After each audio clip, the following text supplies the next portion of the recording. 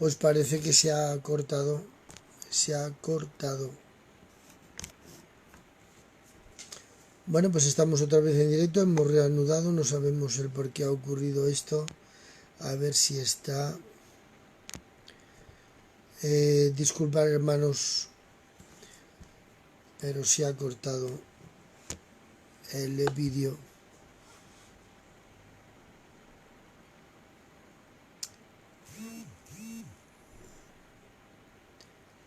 Mira a ver, Jairo.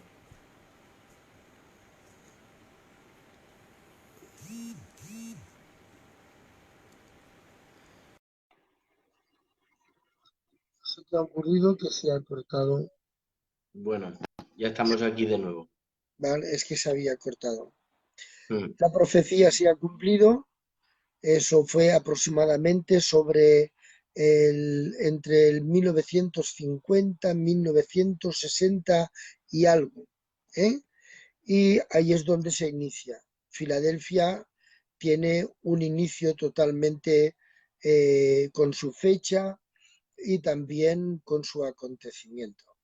Quiere decirse, en relación a dónde se inicia eh, la obra que más tarde se llamaría Filadelfia, empieza sin nombre, por supuesto, empieza por el hermano Jaime Díaz Cortés.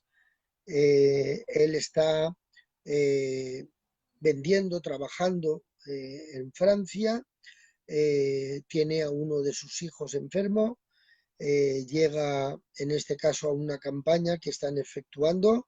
Él aún no es convertido, él no conoce absolutamente nada del Evangelio, pero entra en esa campaña, el Señor tiene misericordia, sana a su hijo de una cierta enfermedad y ahí precisamente él escucha la voz del Espíritu Santo, él no está bautizado, él no está convertido, no conoce nada en cuanto al Evangelio, pero oye la voz del Espíritu Santo que le habla y le dice que tiene que ir a predicar el Evangelio a su familia, a Balaguer, que es donde él eh, vive, donde él ha nacido. Bueno, pues ni corto ni perezoso, sale de Francia, se marcha a Balaguer y allí empieza a predicar la palabra de Dios y hay un derramamiento del Espíritu Santo.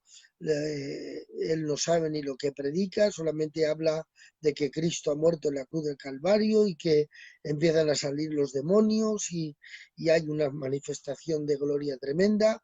Y ya, pues en todos esos años del 65 en adelante, pues ya en muy poco tiempo, también viene de Francia el hermano Emiliano, también vienen algunos hermanos de Francia, como el hermano Lari, que va para la parte de Andalucía, el hermano Joselito, que va para la parte de Andalucía, exactamente en Sevilla. Allí tiene contacto con el hermano Pepe Pisa, quien es de los primeros que predican, y allí en la parte de Andalucía empieza el Señor a manifestarse, el hermano Emiliano en la parte de Castilla, allí conoce el Evangelio el hermano Pelón, el hermano Titi por medio del hermano Cochele que va a Burgos a predicar que con otro siervo de Dios de esa época, en las graveras de Valladolid, se convierte en el hermano Pelele, el hermano Nene,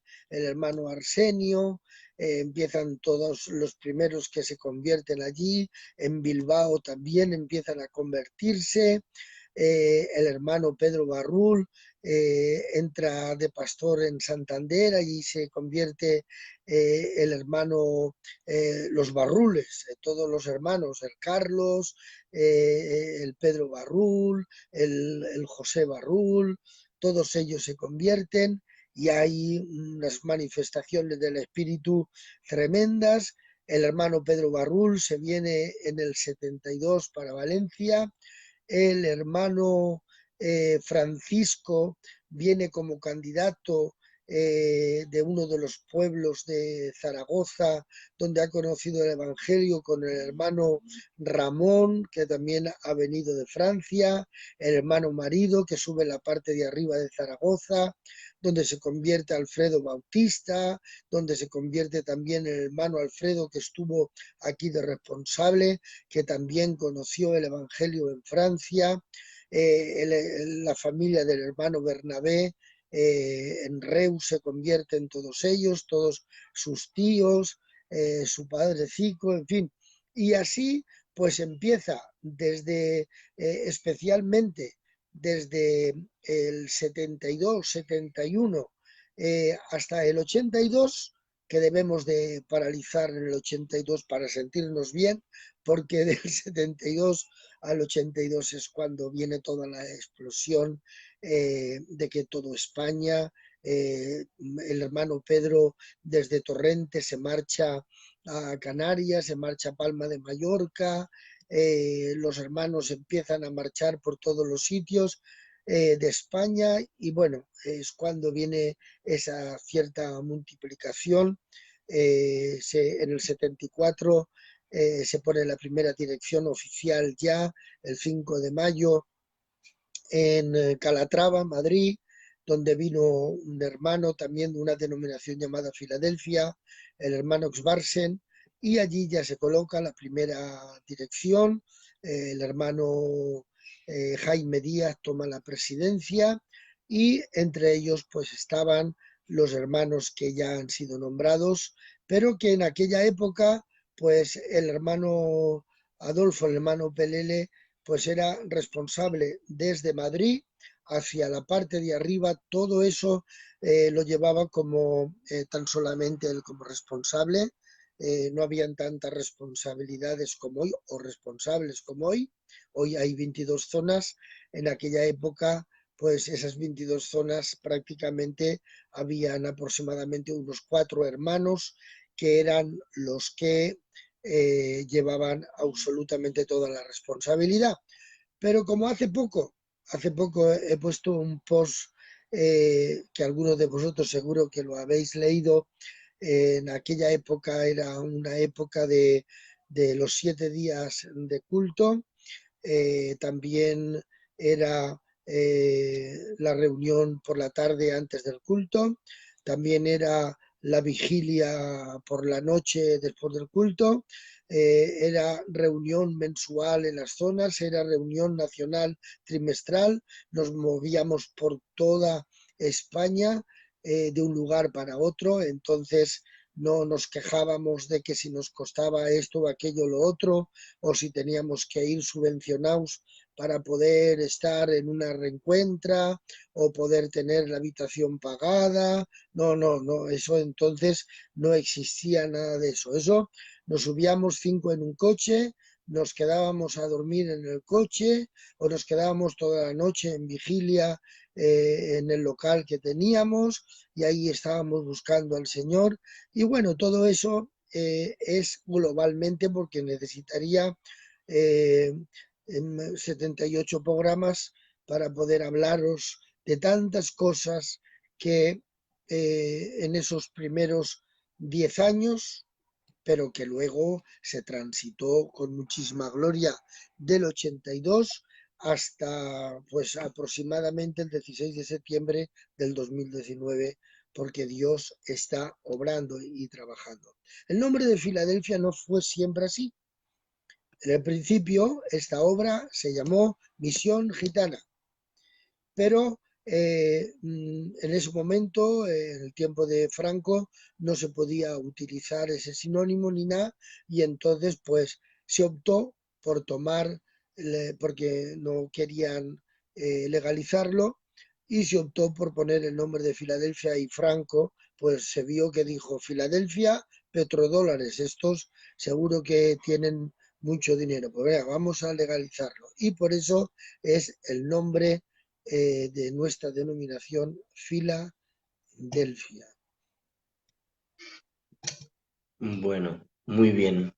La verdad es que es una satisfacción poder conocer nuestra historia a través de lo que nos preceden ¿no? De cómo Dios llama a un hombre haciendo una promesa de que cuando sea mayor irá a predicar a los pobres y que pasado el tiempo Dios le recuerda esa promesa diciendo que quién más pobre que los gitanos, ¿no? Y a través ahí de Jaime, de Emiliano, de Joselito de Pelele, de Eugenio de Santander, de Palco, de Cochele, de Nene, de Arsenio, del hermano Pedro Barrul y de todos esos grandes hombres que algunos están con nosotros y otros pues ya están en la bendita presencia del Señor, ¿no? Dejando un trabajo extraordinario, irreemplazables, insustituibles, que de alguna manera nos han dejado a nosotros los jóvenes un listón demasiado alto. Cuando viene aquí nuestro hermano Pedro Barrul, cuando viene a Valencia, cómo empieza todo? Para Bueno, poder... pues Pedro Barrul lleva, porque a mí es que en el asunto de las fechas me encanta bastante eso, ¿no? 4 de marzo de 1972. Pedro Barrul llega a Torrente invitado, viene desde Santander, que ha dejado la iglesia en Santander, y un tío de mi mujer, el tío Antonio Motos Hernández, que ya partió con el Señor hace unos años. Ellos venían aquí a Valencia, a Torrente, el tío Antonio, con sus hermanas, venían pues a vender y traían también que entonces pues tenían animales, bestias que traían para el trato y también para sacrificarlas para la carne. Y aquí había un matrimonio que también partieron con el Señor ya hace años, el tío Vicente y la tía Salud, y, y claro, eran familia y venían aquí. Y en esos momentos, pues pasaron unas ciertas cosas en la familia en el año 71, 70, 71, y se convirtieron, mi esposa se convirtió y se convirtieron también algunos de la familia. Y entonces venían para aquí, para Valencia. Y el tío Antonio habló con el hermano Pedro y le dijo que aquí habían muchos gitanos y que si quería venir pues no tenía ningún problema, que ellos le atendían y así fue. El hermano Pedro, la hermana Nati, entonces creo que solamente tenían un par de hijos, ¿eh? Sí, recuerdo, si no recuerdo mal, un par de hijos como mucho, no es muy importante eso ahora. Y vinieron aquí a Torrente en marzo de 1972. Bueno, pues los primeros que tuvimos contacto con ello fue precisamente la casa de mi padre, de mi madre, que también hace unos años que partieron con el Señor, y había un joven, ahora ya es mayor como yo, Domingo, que éramos amigos, éramos conocidos, nos hicimos amigos y éramos jovencitos y salíamos juntos. Bueno, y el día que vino Pedro, el hermano Pedro, pues un sobrino mío, el mayor de los sobrinos que tengo, Antonio, pues le había salido un zarpudillo terrible, ¿eh? Una especie de granos que le habían salido por todo el cuerpo, y yo le dije a mi cuñado, que también ha partido con el Señor hace unos años, Antonio, Antoniet, le dije, digo, ha venido un gitano de Santander que ora por los enfermos y los enfermos se sanan. Bueno, pues ahí fue el primer milagro.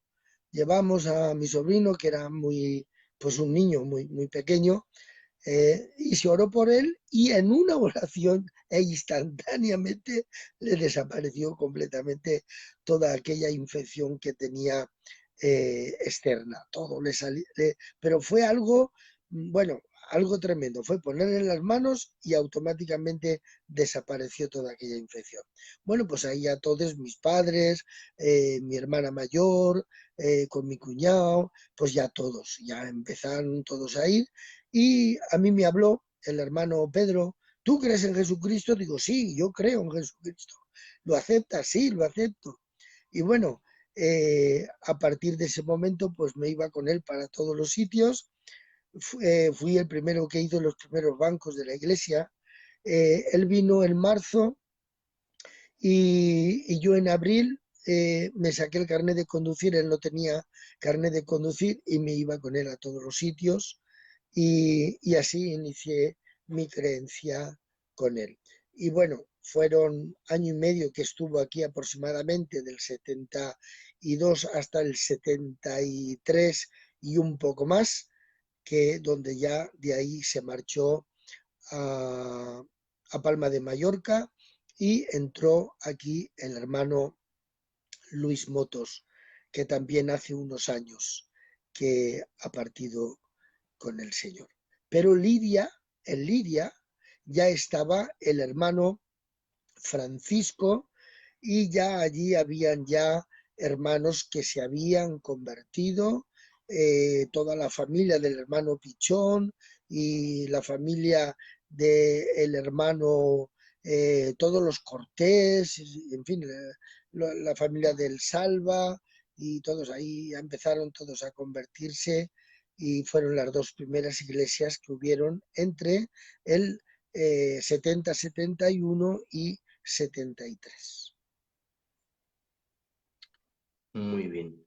Cuando viene Luis Motos aquí, ¿con qué se encuentra en Torrente?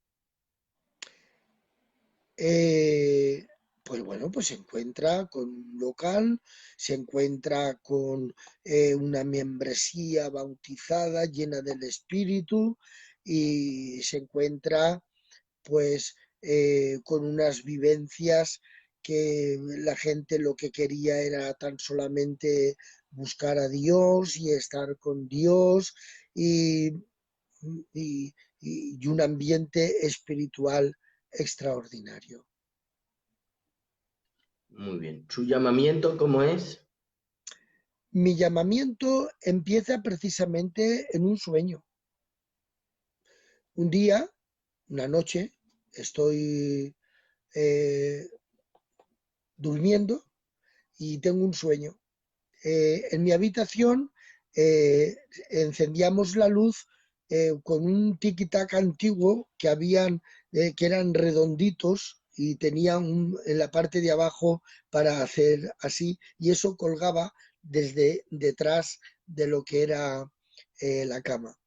Bueno, y yo siempre tenía costumbre de subirme agua, una botella de agua al lado de mi cama. Aquella noche soñé que Satanás venía por mí y me decía que el alma mía era suya y yo grité, no, mi alma es de Cristo, mi alma es de Cristo. Y intenté abrir la luz en el sueño, pero la luz no se encendía. Y luego intenté beber agua porque me asfixiaba y tampoco pude beber, se derramó en el sueño, en la cama y me desperté. Entendí que el Señor era mi luz y entendí que Él era el agua que saciaría mi vida para siempre. Y bueno, luego tuve un accidente un día de Navidad, aún no estaba convertido, aún no me había bautizado ni entregado en el sentido que vendría más tarde, y terminó la Nochevieja de aquel año 73 y me iba con dos primos míos, tuvimos un accidente y en aquel accidente se despertó ya mi fuerza por el espíritu y le dije al Señor, digo, Señor, hasta aquí llegó y se terminó. Bueno, pues así fue. Al día siguiente, el día 1 de aquel año, me senté, cogí mi guitarra, me puse a cantar. Al día 2, cuando abrieron la peluquería, eh, me fui a cortarme el pelo, que tenía el pelo por aquí como Buffalo Bill, y me corté el pelo y ya me quedé ahí. Y ya el hermano Luis Motos fue el que me bautizó. Esto fue en abril se me bautizó. Eh, en mayo se me presentó como candidato, pero antes de ser candidato y de, antes de ser candidato en ese tiempo, entre abril y mayo, que fue cuando me presentaron de candidato en Madrid, yo estaba trabajando en el campo y el hermano Luis Moto se puso en medio de la calle, me hizo stop, me hizo que parara y me dijo que prepárate que tienes que predicar. Y yo dije, pero si yo no he predicado nunca, si yo no he interpretado en mi vida la Biblia, si yo no, hoy tienes que predicar. Bueno, pues me subí a la casa de mi cuñado Antonio, que el piso que aún lo tiene, que vive mi hermana enfrente de donde tenemos el local de la iglesia, pues me puse allí a llorar y a berrear y a decirle, Señor, ¿y yo qué digo? Yo no sé. Y bueno, fue algo tremendo que los que lo vivieron y yo que lo viví, pues no puedo olvidarlo de mi mente, porque me vino a la mente cuando Juan el Bautista estaba encarcelado y mandó a dos de sus discípulos a preguntar al Señor si Él era el que había de venir o esperábamos a otro. Y entonces, pues ahí fue la primera vez que interpreté las dos partes de esa escritura. No sé cómo Dios me dio aquello, pero bueno, así fue. Interpreté que cuando uno está encarcelado puede incluso sentir eh, esa, eh, esa incredulidad, ¿no? Después de que Él fue el que dijo, este es el Cordero de Dios que quita el pecado del mundo y sobre quien el Espíritu Santo en forma de paloma venga sobre él o tal, pues este es el que ha de venir. Pero sin embargo, en la cárcel, en medio de la tribulación, y empecé a hablar de la tribulación, hacía 2 meses que estaba en el culto, y empecé a hablar de la tribulación y hablar de todo aquello, pero aún dije más, digo, también los mandó porque esto fue algo tremendo, ¿eh? Porque resulta de que para que no se dividieran entre los discípulos de Cristo y los discípulos de Juan el Bautista. Mandó a los dos más relevantes entre ellos. Muchas veces cuando pienso esto, creo más en Dios porque yo no podía saber esas cosas, pero el Espíritu Santo marcó el ministerio en mi vida. Y así, en mayo me presentaron de candidato, en julio me fui al servicio militar y en octubre, solterito, entré de pastor en la primera iglesia. Qué bien. En octubre, soltero, entraste en la primera iglesia llamada Paterna, Correcto. Paterna, pero no de Andalucía, que en Andalucía hay otra paterna, en la paterna de aquí de Valencia. en la provincia de Valencia. Correcto. Cuando nos has contado de que el hermano Pelé le llevaba toda la zona de Madrid y mucha parte del norte, de Toda, aquí toda. arriba, Mm. toda la parte del norte, es decir, Madrid, todo lo que es la parte del norte, que solo habían 4 responsables en esa época, porque eh, el 5 de mayo en el del 72 fue la primera dirección y Desde el Jaime Díaz 74. del 1974, Jaime Díaz fue el primer presidente. Y ellos eran los que ponían a todos los pastores en las iglesias que se iban abriendo conforme Dios proveía a cada uno de ellos. Quiero recordar que después de estar en Paterna, su próxima iglesia, ¿cuál fue? Bueno, pues ahí ocurrió algo que no es el momento de contarlo ahora porque no es muy edificante. Tuve mi primer problema en Paterna.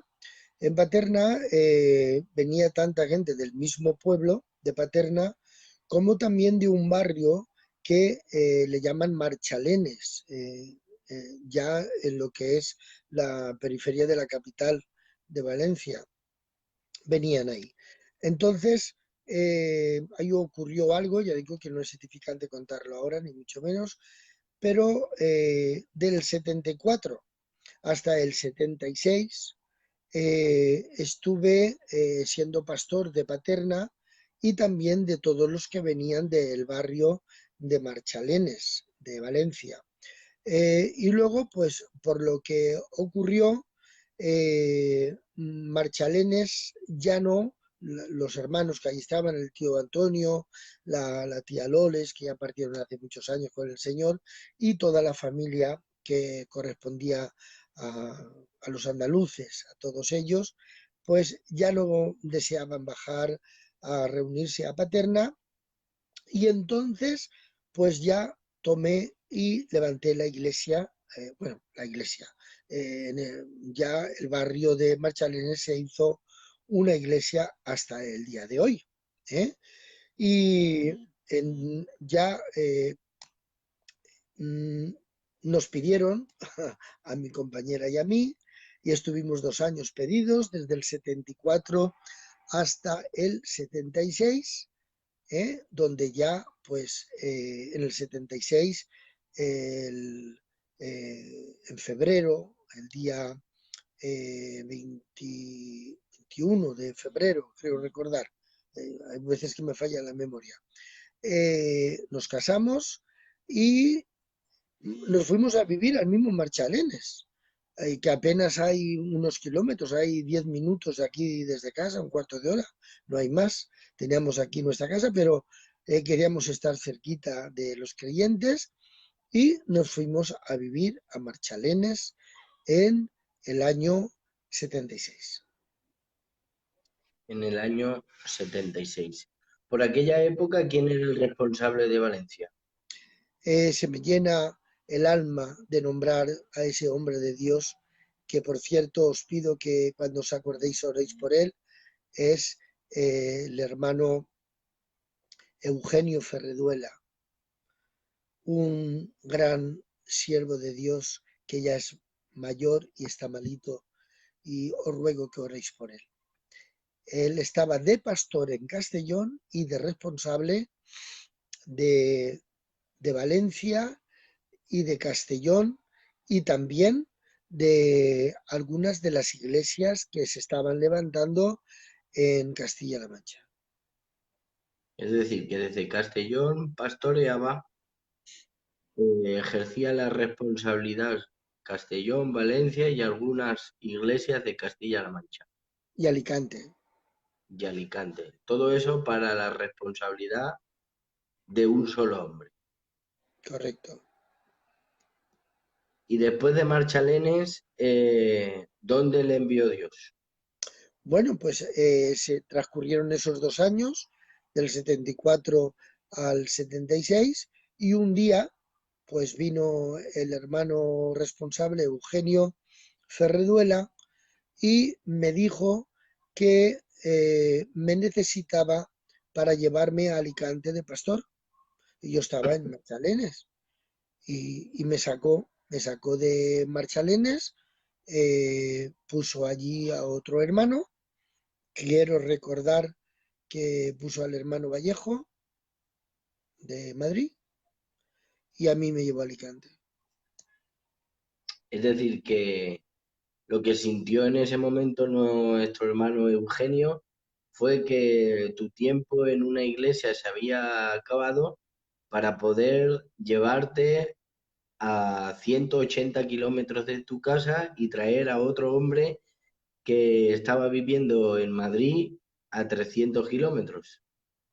Así es, Esa era la visión de un apóstol. así es. Sí, así Nuestra es. misión, Sí, sí. nuestra misión empieza siendo apostólica, depositando Dios la confianza en esos hombres que tenían una responsabilidad tan grande. Me llama la atención porque este patrón no solamente es ejercido en nuestro hermano Eugenio hacia tu persona, sino que aquí tengo un libro del hermano Pepe Pisa, aquí es más joven, quizá aquí se nos vea más familiar. Aquí pues aquí ya está entrando en años. Esta foto creo que es del 2013 y es la historia para no olvidar. Me llama la atención porque nuestro hermano Pepe, ejerciendo la responsabilidad en esos años, del 70 hacia adelante, estaba pastoreando nuestro hermano Domingo Dual y su esposa Fina, que ya están en la presencia del Señor. Los había depositado en una cierta iglesia y estaban siendo de una bendición tremenda. A lo que nuestro hermano Pepe sintió de que debía de salir de esa iglesia e ir a Argentina. Los hermanos de esta iglesia se opusieron totalmente, diciéndole que no lo veían, que no estaba bien, que sacara a nuestro hermano Domingo Dual porque estaba siendo de bendición, la iglesia llena, que no querían. Bueno, incluso amenazaron con dejar de ir al culto porque querían a Domingo en la iglesia. El hermano Pepe dijo que bajaría unos días porque vivía lejos de esa iglesia, habló con los hermanos, respetaron su decisión. Nuestro hermano Domingo fue a Argentina y fue de una bendición tremenda y con el pasar del tiempo volvió y estuvo 7 años más en esa iglesia. En la primera instancia estuvo 4 y luego 7. ¿Qué quiero decir con esto? La misión apostólica en nuestros ancianos siempre ha producido un fruto extraordinario, ¿no? Ver cómo ha crecido todo y quisiéramos los más jóvenes cómo hemos pasado del apostolado, de la misión apostólica de confiar en unos hombres que ellos sean los atalayas, de depositar a los pastores y a las responsabilidades, cómo hemos pasado del apostolado al voto.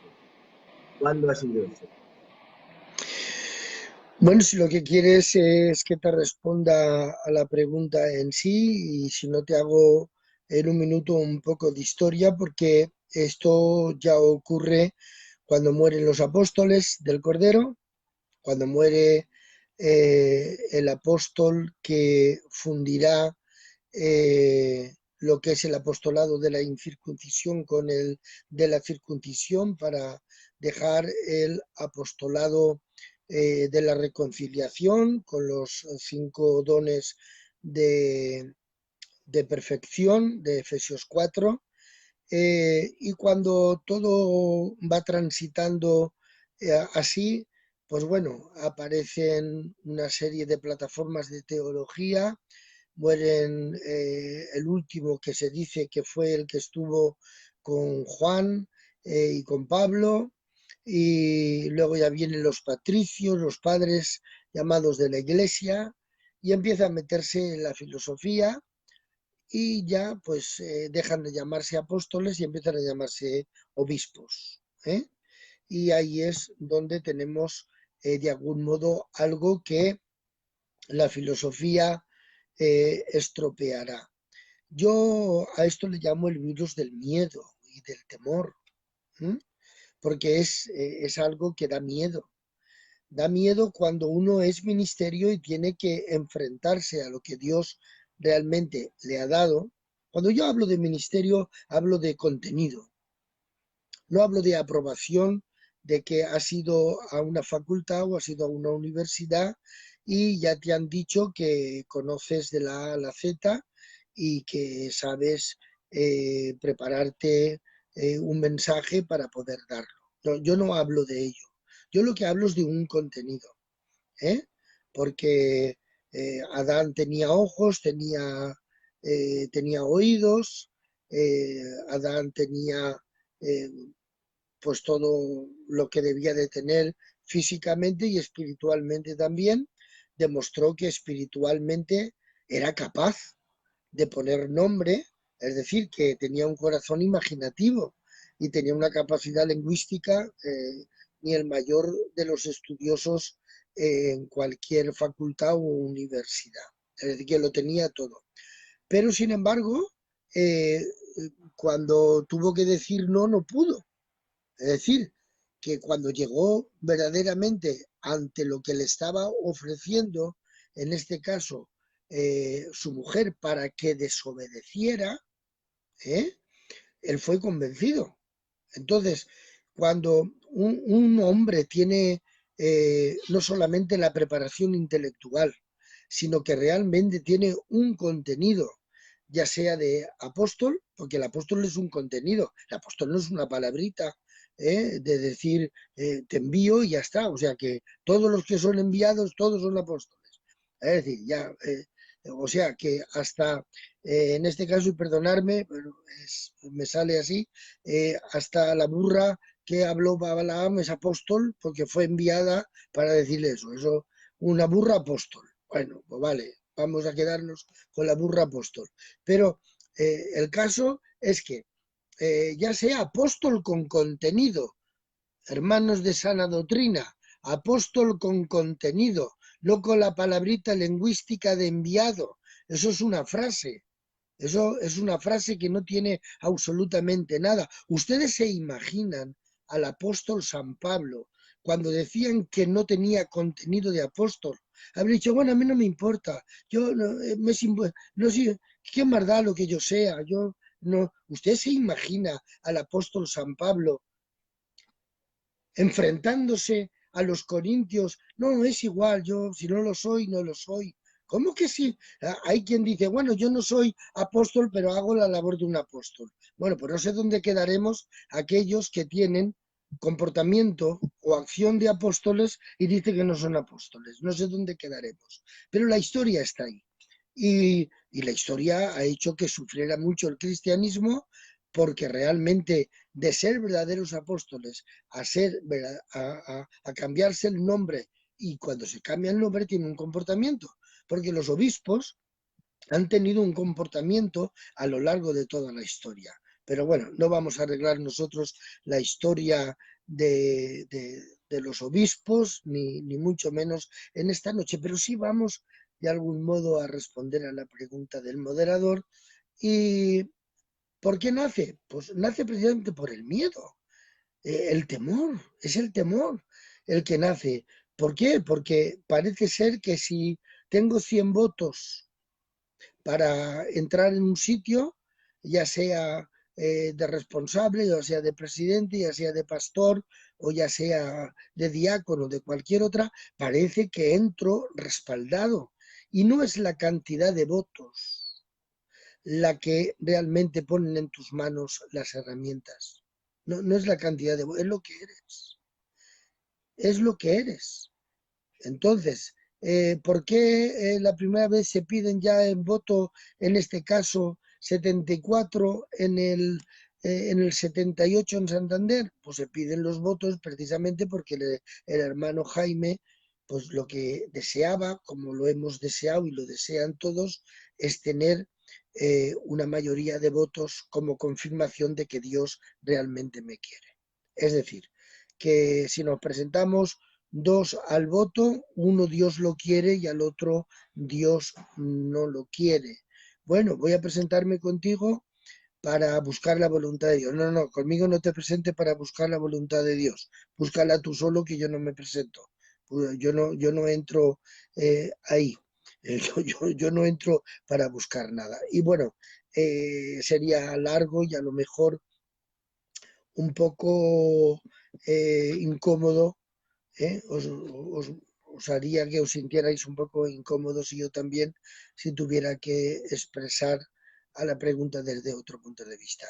Vamos a dejarlo, si os parece bien, la respuesta ante que por qué se pasa del apostolado al voto. El miedo, el temor. Y eso ocurre en 1978 en una reunión nacional en Santander. Correcto. Y se pidió ese voto para la responsabilidad o para la presidencia. Para la presidencia. Se pidió el voto para la presidencia. ¿Y cuándo pasó a la responsabilidad? Pues inmediatamente, o sea, ya cuando en este caso los que realmente entre ellos aceptaban el trabajar, venga, tú quédate en Valencia, tú tal, tal, cuando estaban en esta situación, pues ya llegó un momento donde los mismos obreros pues ya empezaron a hacer, ya se pasó a la votación. Yo puedo decirte, por ejemplo, yo estuve en mi primera zona en el año 85, ¿eh?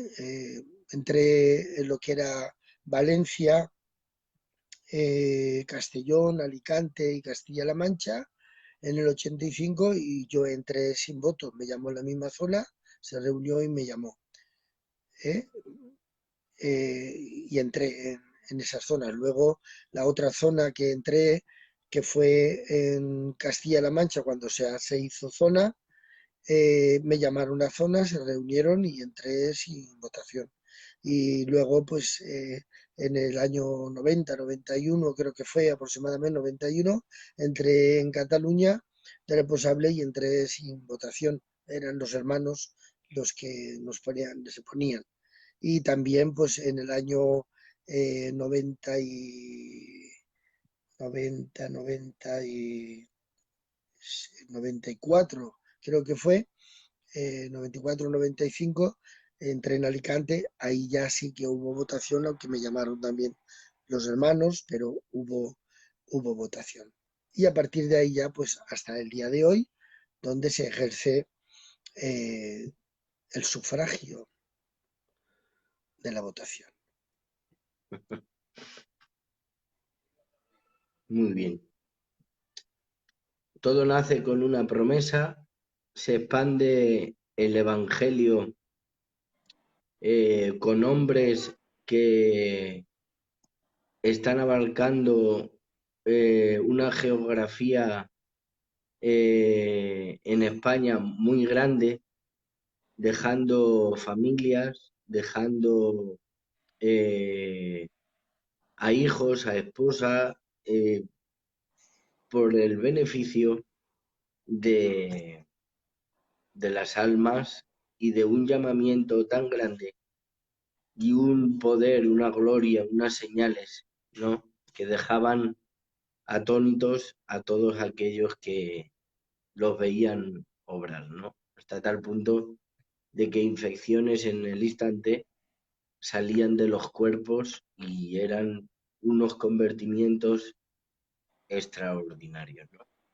Tengo que recordar que aquí, en este libro, que es digno de recordar, me lo leí en una tarde, apenas tiene 140 páginas, es extraordinario, te llena de fe, te llena de fuerza, y lo recomiendo desde aquí, que todos los jóvenes debemos de leer la historia que nos ha precedido para saber y conocer todo el trabajo que han hecho nuestros ancianos desde 1965 más o menos. ¿Vale? Pues nada, pasamos a la otra parte del programa, una vez que ya hemos consumido prácticamente ya una hora de programa. El próximo, ¿qué opinas de las redes sociales? Si son buenas, son malas, o como algunos piensan, que son del diablo. Bueno, la verdad es que me sería necesario. Me he escrito aquí eh, para no salirme mucho y ser, porque me imaginaba, tengo aquí enfrente mi portátil, para no hacerlo muy largo, porque yo me imaginaba que la primera parte nos llevaría bastante tiempo. Entonces me he escrito algo para poder responder. Y además, como vamos a hablar de tecnología, ¿eh? Esto no lo estoy leyendo ahora, pero como vamos a hablar de tecnología, pues vamos a ser un poco vamos a ser una especie de para poder comunicar como se debe de hacer, ¿no? Para no decir cosas que a lo mejor no acomodan bien. Empezaría diciéndolo, tengo aquí escrito, nuestro modo de utilizar los medios de comunicar sería crecer entre la verdad y la interpretación de la verdad. Es decir, cuando nos estamos acercando como comunicadores, ¿eh? Como comunicadores, pues bueno, pues como comunicadores deberíamos de utilizar los medios que utilizamos, para crecer en algo que parece lo mismo y no es lo mismo, entre lo que es la verdad y la interpretación de la verdad. Has utilizado frases fuertes, que las has oído, que las has leído, que si esto es del diablo y que si nosotros los cristianos no deberíamos de estar ahí. Creo que habréis visto un vídeo que me grabaron en el centro de Madrid relacionado precisamente con una respuesta a dar gracias de estar enfrente de una cámara. Bueno, pues debo decir que si somos capaces de hacer la diferencia entre lo que es la verdad y su interpretación, para luego mostrar de qué modo a mayor interpretación, mayor verdad. Quiere decir que en la capacidad que vayamos creciendo para saber interpretar la verdad que tenemos delante, a mayor capacidad de interpretación tendremos más peso y más conocimiento de la verdad que estamos interpretando. Y las consecuencias de ello dará fruto de una conciencia social. Es decir, cuando somos muy rápidos en catalogar estos del demonio, esto es tal, ya, bueno, ya conocéis las interpretaciones que hacían aquellos hombres que veían como Cristo estaba echando fuera a un demonio, decían, este está echando los demonios por Belcebú. O sea, las interpretaciones de la verdad, sin ser muy bien examinadas, trae realmente malos frutos de una conciencia social. En la medida en que nosotros somos capaces, por el conocimiento que vamos adquiriendo, en traer las interpretaciones de la verdad correctamente, pues entonces vamos a tener una conciencia social más amplia, de más convivencia y también de más acercamiento, porque nosotros como evangelizadores lo que tenemos que tener es una aceptación aún de nuestros propios enemigos para que nos puedan escuchar. Eso es tremendo, de que aún el propio enemigo seas capaz de retenerle para que te pueda escuchar.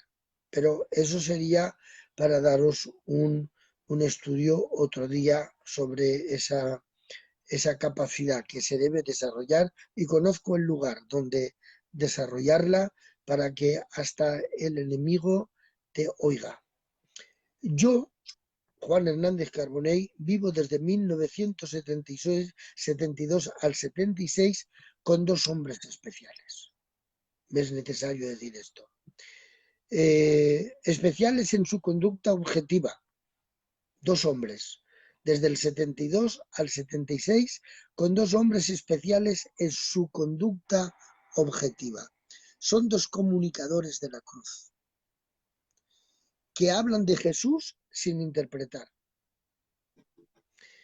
Pedro Barrul y Luis Motos. Estos dos hombres son dos comunicadores de la cruz que hablan de Jesús sin interpretar. Parecen que han estudiado en la mejor universidad. A mí me dejaban perplejo con la objetividad, sin ninguna interpretación, la manera en que presentaban el mensaje de la cruz. Y estudiar lo que ellos no estudiaron, después de pasar años por mí, yo empecé a estudiar lo que ellos no tuvieron tiempo de estudiar, entendiendo que su mensaje no era interpretativo, fue la verdad que predicaban creyéndola. Esto lo he aprendido yo con el tiempo, examinando sus mensajes, porque yo aún pienso en los mensajes de Pedro Barrul y de Luis Motos. Con Luis Motos yo iba por las tardes, era un jovencito, terminaba, o bien me iba a comer a su casa y luego nos acostábamos la siesta los dos y empezaba a hacerle preguntas. Y aún estoy comiendo muchas veces de las cosas que aprendí de Pedro Barrul y de Luis Motos. Porque veía que yo les veía, hoy lo entiendo, que no interpretaban. Predicaban la verdad creyéndola. Esto es lo que hacían ellos. No interpretaban nada. Es que creían lo que estaban diciendo. Y esa es la diferencia entre hacer la exégesis histórica, lingüística, de un verso, que está bien para escribir un libro, pero uno tiene que creer lo que predica. Si uno no cree lo que predica, ¿para qué quiero saber yo que realmente el texto lo entiendo de la manera que lo entiendo y lo entiendo? Pero si no lo crees, ¿y por qué sé que no lo crees? Pues porque no lo vives. Lo predicas, pero no lo vives. Ellos lo vivían. Por ello, desde mis principios entiendo que la comunicación por cualquier medio debe de posicionarse dentro de mi esfuerzo. Ahí empiezo a entender yo. Yo examino ello. Y en los años 78, 79, porque yo les he visto que no interpretaban, sino que lo que hacían era creer lo que estaban diciendo, ahí se despertó en mí, en el año 78, 79, estando de pastor en Alicante, contacto con Radio Alicante. Y predicaba en indiferido. O sea, grababa en cinta magnetofónica y luego la emitían en la radio. Recuerdo una vez que estuve imaginando que estaba orando por una persona que estaba paralítica. Y mientras estaba grabando, para que luego lo emitieran en la radio, estaba en el nombre de Jesucristo de Nazaret, levántate de ahí y anda, en el nombre, y empezaba a predicar de ese modo. Porque es que los dos hombres con los cuales conviví y me enseñaron a no interpretar. Les veía que ellos no interpretaban, ellos creían lo que tenían por delante. Entonces, yo digo, yo tengo que creer lo mismo. Aquello se engendró dentro de mi vida. O sea que grababa en cinta magnetofónica y luego la emitía. Esto lo compartimos con un hermano que le llaman Manolo el Totanero, que se convirtió escuchando la palabra cuando un grupo de jóvenes y yo predicábamos en la explanada de Alicante. Nos íbamos allí a la explanada y allí nos poníamos a cantar y allí nos poníamos a predicar y este joven se convirtió. Ahora bien, ante la pregunta, hermano moderador, tengo que decir, ya que hablamos de que si esto es demoníaco, que si esto es tal, bueno, tengo que hablar de este modo, hacer una especie de prólogo que me lo he escrito para ser rápido. Como gitano y educado como tal, yo soy gitano y he sido educado como gitano, educado como tal gitano. Esto significa que debo de aprender a huir.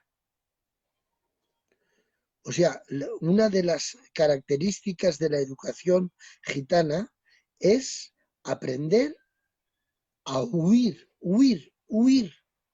Eso es parte de la educación que les damos a nuestros hijos. La cultura gitana, en esencia, es ser maestro del escape. O sea, nos enseñan a escapar. Escapar del progreso que venga fuera de nuestro entorno cultural.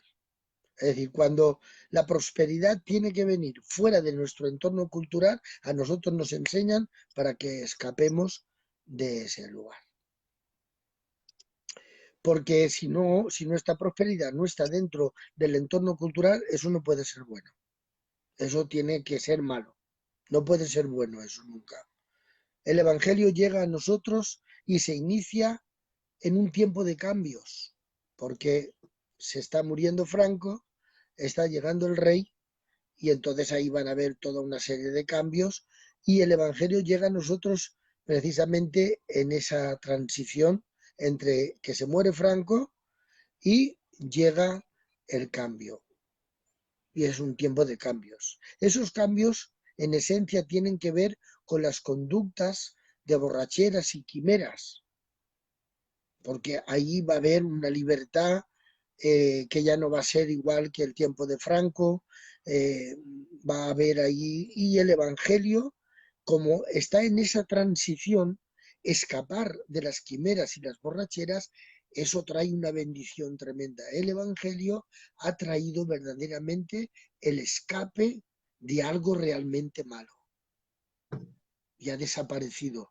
Bueno, la gente que pegaba a la mujer ya no pega, la gente que se gastaba el dinero en borracheras ya no, y hay unas bendiciones tremendas. En esencia tiene que ver este cambio con las conductas de borracheras y quimeras. Ahora bien, en los años 90 se inicia una decadencia espiritual impresionante.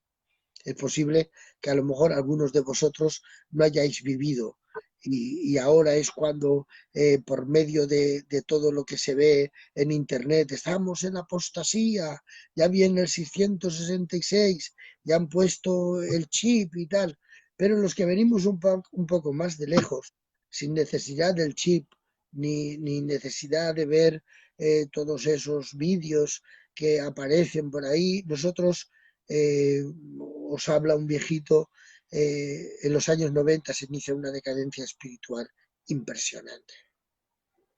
Se pierde ya el apostolado, se pierde la obediencia al pastor, se pierde verdaderamente el deseo de estar todos los días en el culto, eso es un aburrimiento, tenemos que tener menos cultos, se dejan caer las primeras semillas, empiezan claro, yo es que lo he vivido, hay algunos que están viviéndolo ahora, pero yo tengo mis experiencias hechas, desde los años 90 yo veo que se inicia una decadencia espiritual impresionante. La mentalidad de la cultura gitana inicia una exigencia de cambio. Los gitanos quieren cambiar. Empieza a haber una serie de cambios que está influyendo también dentro de lo que es la vida espiritual de la iglesia. Porque los gitanos de fuera están influenciando con sus vidas y sus prosperidades también las cosas dentro de la iglesia.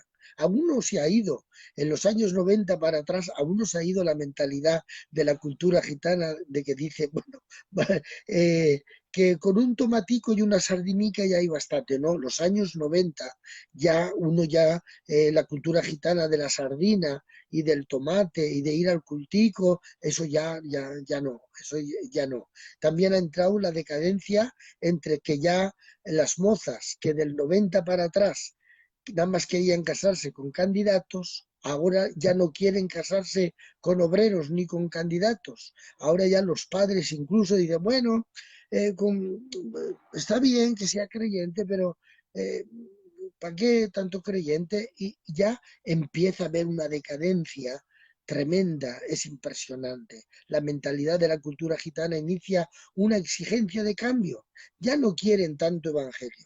El pensamiento de los nacidos entre los años 70 están recibiendo una visión distinta de los que hemos conocido la limpieza de lo que no es cultura buena, con el Evangelio puro y santo. Y empiezan a ver toda una serie de cambios internos de mentalidad dentro de las reuniones. La gente ya no quiere tantas vigilias, la gente lo que quiere, bueno, pues vamos a reunirnos y vamos a llamar a alguien que venga aquí, que nos espabile, cantamos unos cuantos cánticos, hacemos unas cuantas cosas y bien. Os quiero decir, para que lo sepáis, para que os lo apuntéis, que no lo digo con orgullo, lo digo por información. El primero que danzó en Filadelfia fui yo. el primero que hizo una campaña bajo carpa en España, en Alicante, fui yo. El primero que hizo una obra de teatro, que vosotros le llamáis obra, yo le llamaba escenificación, ¿eh?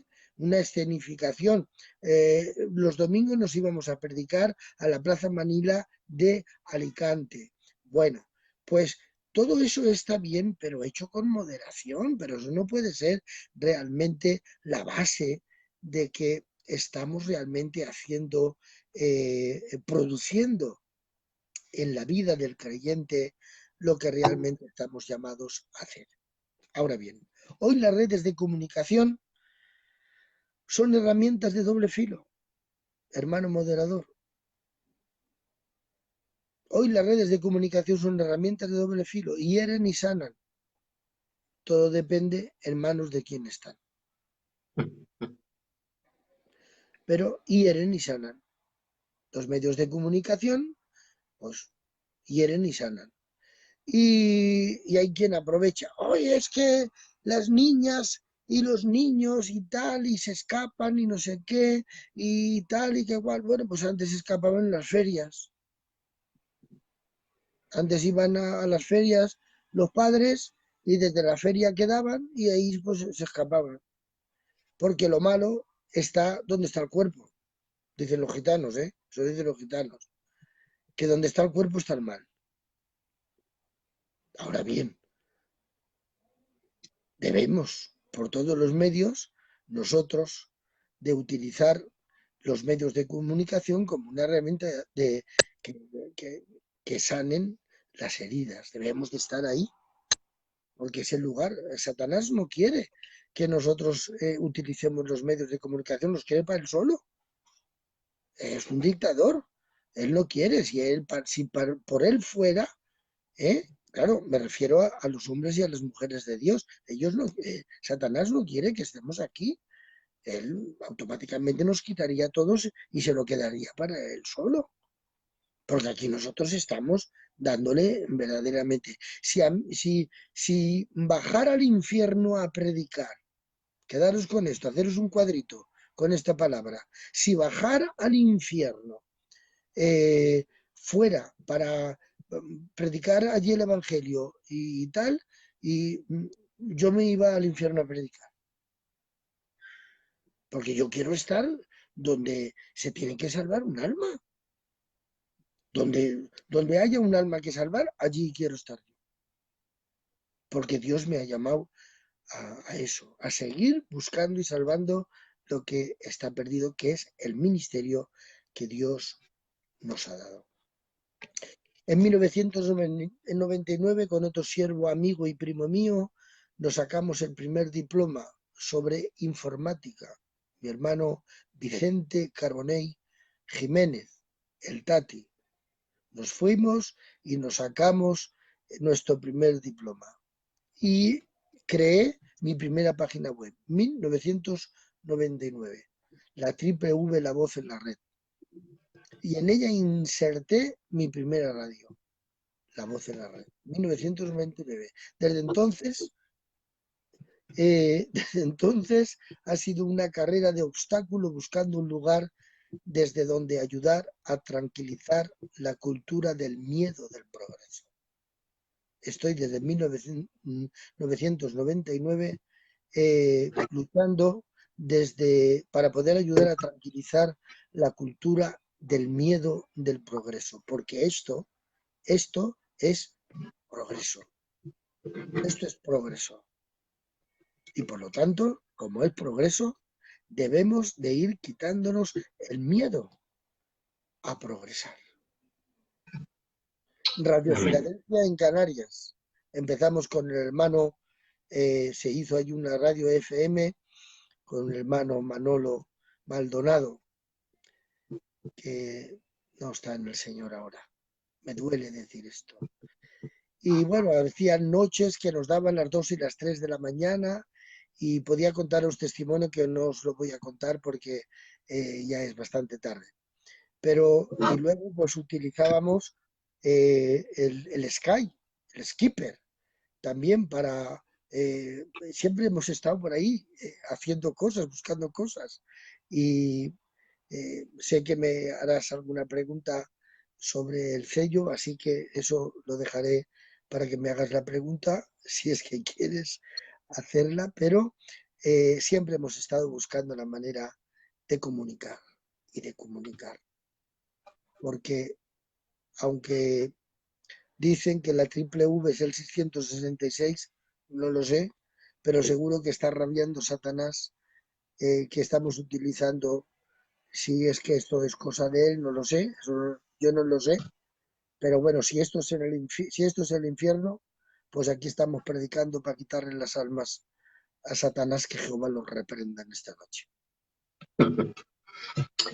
Bueno, pues ya llevamos 1 hora y media de programa y lo que he podido aquí, un llamado, apuntar un pequeño resumen para poder terminar el programa, es un llamado especial a un hombre llamado Lecosec, que delega su apostolado en otros hombres como Eugenio, Jaime, el Emiliano, el Joselito, el Lari, el Palco, el Pelele, el Cochel, el Lele, el Arsenio, el Chiqui, bueno, un montón de hombres de primera generación y otros de la segunda generación, con mucho trabajo sacrificial, invirtiendo mucho para recoger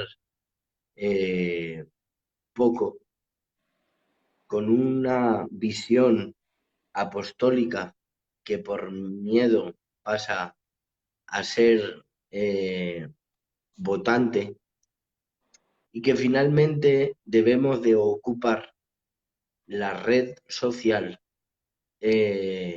sabiendo utilizarla, no para entretenernos, no para divertirnos, no para publicar tonterías, sino como un medio de comunicación donde podamos expandir el Evangelio de nuestro Señor Jesucristo. Los apóstoles del Cordero y los apóstoles de la Iglesia primitiva tenían que hacer largos viajes para poder predicar la palabra del Señor. Hoy desde aquí, desde una red social, desde Facebook, Twitter, Instagram, podemos alcanzar a miles de personas diciéndoles que hay un nombre que es sobre todo nombre, que murió en la cruz del Calvario para poder salvar sus almas. No tenemos más preguntas, hermano Juan. Pasan ya la 1 hora y media de programa y darte las gracias por tu dedicación, por tu esfuerzo, por ocupar tu tiempo dedicado a los jóvenes, que aprendemos de ti, que eres, pues eso, un ejemplo a seguir, como muchas veces te dicen, que eres un referente en todo aquello que hacen, ¿no? Nos ha quedado una pregunta en el tintero que la dejaremos para otro programa, que es ¿cómo comenzó el sello?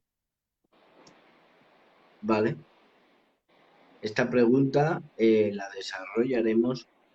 ¿Cuál fue lo que te llevó a hacer y crear el sello y qué es lo que produjo? ¿Cuáles fueron los frutos del sello? Amén. ¿Vale? ¿Y cuál es tu dirección a día de hoy? ¿Vale? Pero que eso lo haremos en otro programa más extenso y a ver cómo lo podemos organizar. ¿De acuerdo? De acuerdo. Bueno, yo también quiero hacerlo públicamente, creo que es un momento para mí importante, ¿eh? Eh, el decir lo que voy a decir, y como se va a quedar grabado, pues mucho mejor. Yo quiero agradecerte públicamente como hijo mío eh, lo que no he podido darte de atención. y quiero reconocerlo.